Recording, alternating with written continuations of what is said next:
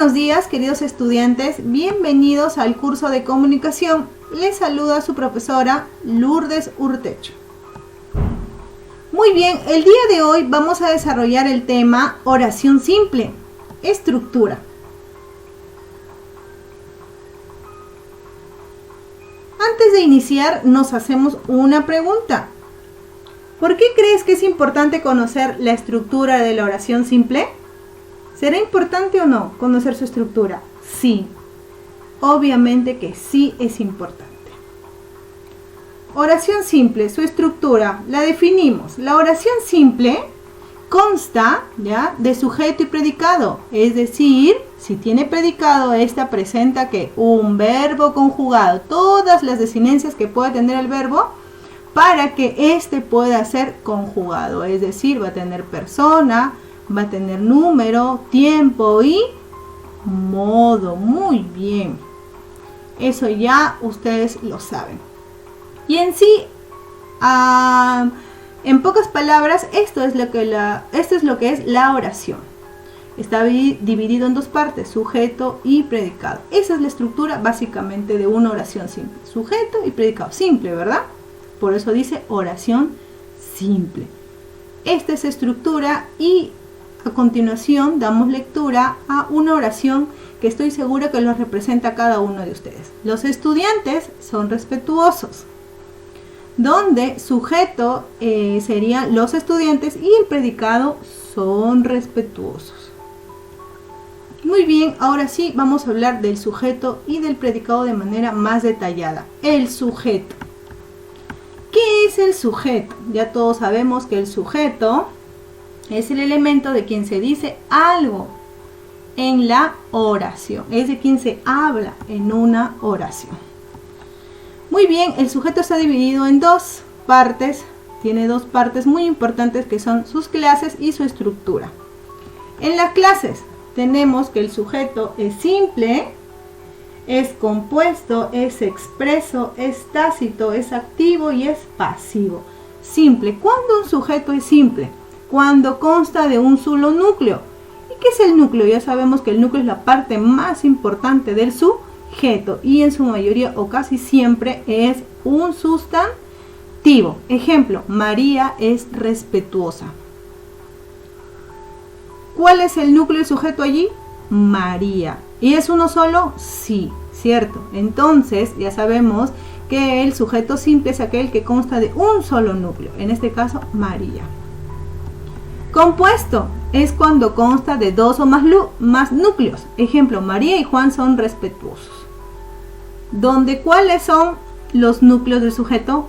María y también lo es Juan. Entonces, esta es una oración compuesta porque tiene dos núcleos. Ya, y puede tener hasta más. Expreso, este es fácil.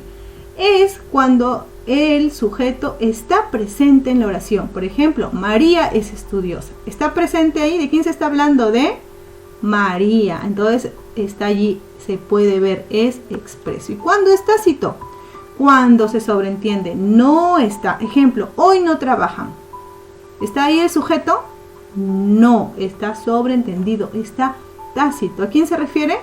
A ellos, ¿no? Ellos hoy no trabajan. Entonces se ha obviado. ¿Cuándo es activo? El sujeto realiza la acción en la oración. Por ejemplo, María estudia comunicación.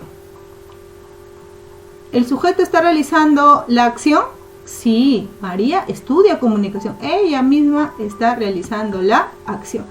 ¿Y cuándo es pasivo? Se dice que es pasivo cuando el sujeto es el que recibe la acción expresada por el verbo en forma pasiva. Ejemplo, las uvas son comidas por Mía.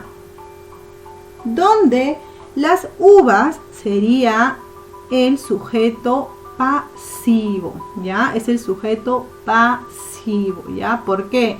Porque recibe la acción expresada por el verbo. Y son comidas por Mía, que sería el complemento o agente, ¿ya? Su estructura es facilita. Consta de dos partes. Su núcleo del sujeto, ya sabemos que el sujeto tiene un núcleo del sujeto y tiene sus modificadores. ¿Qué es el núcleo del sujeto? Ya se los había mencionado. El núcleo del sujeto es la parte más importante, ¿ya? Y de la que dependen los modificadores. Es un sustantivo o palabra sustantivada, ¿ya? Es un sustantivo, ya lo he mencionado en los ejemplos anteriores. Los modificadores pueden ser modificador directo, modificador indirecto y la aposición. ¿Cuándo el modificador es directo? Cuando, ya sabemos, puede ser un adjetivo o puede ser un determinante, ¿cierto? O también los que se le llama artículos. Estas dos palabritas son las que, o categorías gramaticales, son las que acompañan a ¿quién? Al núcleo del sujeto. Y como están justamente al ladito, por ejemplo, cuando decimos los perros hambrientos, los es un artículo, es un modificador directo. Perros, ¿qué sería? Núcleo del sujeto. Y hambrientos sería un adjetivo, que también vendría a ser un modificador directo, ¿cierto? Entonces los modificadores directos están juntos, al ladito de ¿quién? Modificando directamente al núcleo del sujeto. Y el modificador indirecto se une al núcleo por medio de enlaces, por preposiciones mayormente, ¿ya? Por ejemplo, cuando decimos las donaciones de todo el mundo, donde las sería un artículo, donaciones sería un núcleo del sujeto, y de todo el mundo con la preposición de, automáticamente entonces ya sabemos que es un modificador indirecto. Y la posición es una frase, ¿ya? Que tiene que estar en el sujeto, ¿ya? Está en el sujeto y explica algo del núcleo del sujeto, ¿ya? Entonces, la posición es un sintagma nominal que explica o especifica el significado del núcleo del sujeto. Y siempre va entre comas, no lo olvides, es una explicación que va entre comas. Muy bien, ya vimos brevemente qué es el sujeto. Ahora el predicado. También es sencillo el predicado, pero prestémosle mucha atención, por favor, para poder comprender y entender. ¿Qué es el predicado? Es el elemento de la oración que comunica algo sobre el sujeto. Su estructura. Tiene un núcleo del predicado, igual que el sujeto. Acuérdense, tenía el núcleo del sujeto. Y también tiene modificadores, igualito que el sujeto. Tiene su núcleo del predicado y tiene sus modificadores. ¿Y quién será siempre el núcleo del predicado?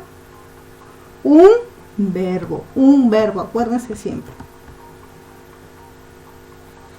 Se divide este de acá en verbo simple, en verbo compuesto y en perífrasis verbal. Verbo simple, ejemplo.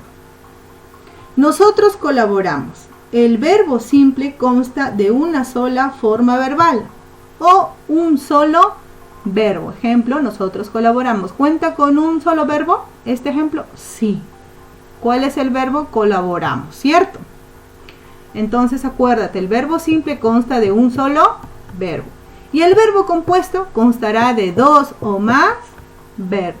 Por ejemplo, nosotros hemos colaborado. Este hemos colaborado es un verbo compuesto. ¿Por qué? Porque tiene un verbo auxiliar. En este caso es hemos, ¿cierto? Entonces, el verbo compuesto consta de la combinación de una forma personal del verbo haber, como en este caso que hemos, y del participio de otro verbo. Ya sabemos que los participios terminan en ado, ¿cierto? ¿O no? Acuérdense. La perífrasis verbal. La perífrasis verbal se define como la unión de un verbo en forma personal y otra en forma no personal. O sea, puede ser en infinitivo, gerundio o participio. Ambos tienen un significado en conjunto. Tienes que colaborar. Ya sabemos que en pocas palabras la perífrasis verbal es aquel verbo que se forma en una frase. Ya tienes que colaborar es una frase, por eso se llama perífrasis verbal, ya para no marearlos con tanta información. Los modificadores. Acuérdense que el sujeto también tiene sus modificadores. Recuerdan que fueron el modificador directo, indirecto y la posición. Este tiene el objeto directo, el objeto indirecto, circunstanciales, de atributo, agente y predicativo. El objeto directo. El objeto directo indica en quien recae de inmediato la acción verbal. Se puede reemplazar con los o el pronombre la, lo, las o los.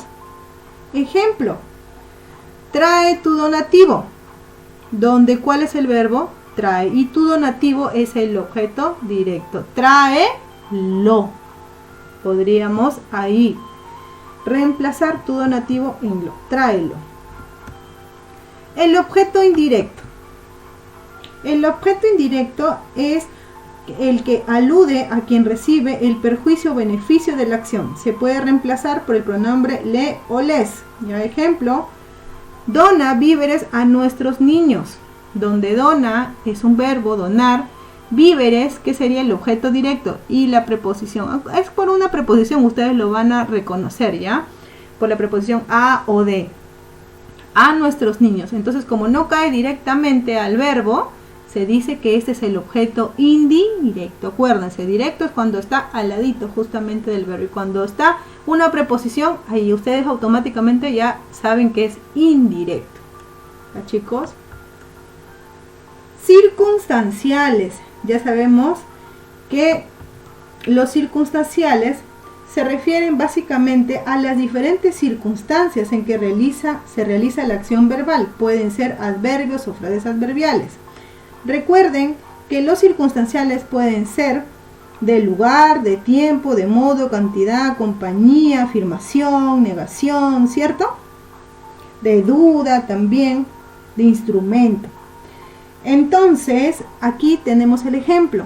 Mañana visitaré Piura para ayudar, donde el verbo es visitaré. Mañana será un circunstancial de ¿qué? De tiempo. Piura es un circunstancial de lugar, y para ayudar es un circunstancial de finalidad. Tenemos al atributo. ¿Qué es el atributo? Los modificadores de atributo van unidos al sujeto por medio de un verbo copulativo. Ya, este verbo copulativo lo podemos reconocer porque es el verbo ser. ¿Ya? Ejemplo, mire, los peruanos somos una sola fuerza, donde somos, que sería el verbo, y una sola fuerza es el atributo. Entonces ustedes lo ven o lo identifican, ya les doy una clave acá, cuando el verbo es ser. ¿Ya? ¿Por qué? Porque no te habla de una acción, ¿ya? No te habla de una acción directamente, sino te habla de que son algo. Por ejemplo, acá te dice los peruanos somos, no dice que hacen algo, sino que son. Entonces, esa es la atribución, ¿ya? Son una fuerza, somos una fuerza, ese es el atributo, ¿ya? En cambio, si dice, lo cambiamos por cualquier otro, ya no sería atributo. Atributo es como una virtud, acuérdate, algo que te dan. Entonces, somos, el verbo ser. Agente. El modificador del predicado agente es un sintagma preposicional que va encabezado de la preposición por e indica quién realiza la acción del verbo en las oraciones pasivas. Ejemplo: esta donación fue traída por ellos. Donde fue traída ya sabemos que es el núcleo del predicado, es un verbo que compuesto, acuérdense, por ello sería el agente. Y por último, el predicativo es el complemento de los verbos no copulativos, nombra una cualidad o un estado del sujeto o del objeto directo.